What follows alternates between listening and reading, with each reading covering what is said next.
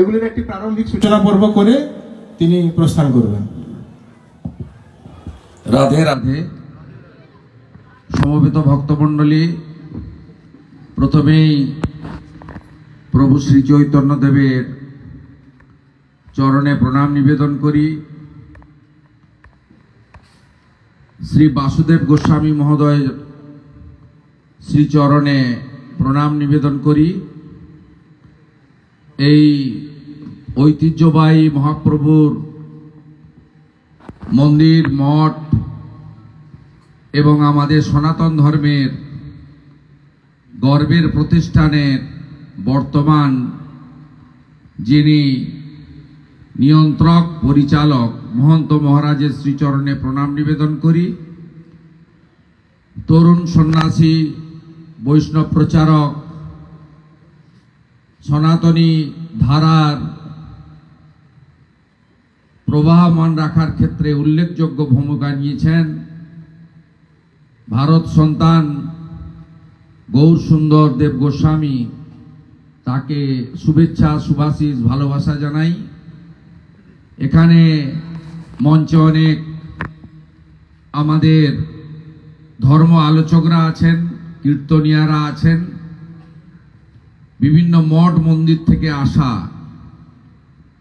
আমাদের সনাতনের প্রত্যেকটি প্রচারকরা আছেন।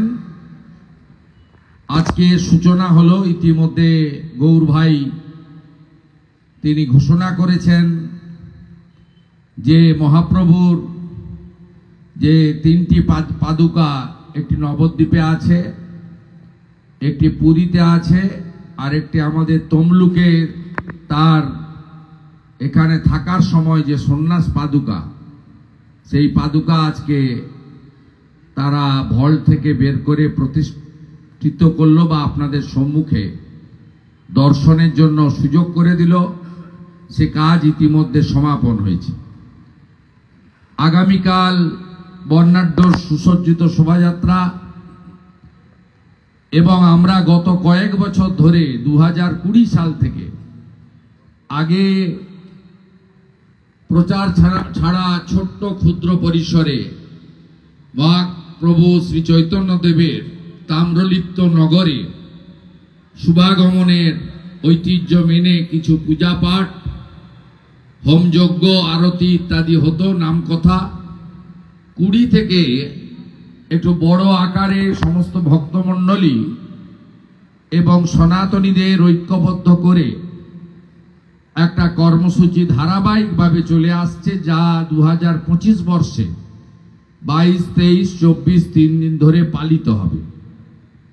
আগামীকাল মূল শোভাযাত্রা, এবং এই কয়েকটা দিনে এখানে ধর্মকথা, বৈষ্ণব সম্বর্ধনা, কীর্তন,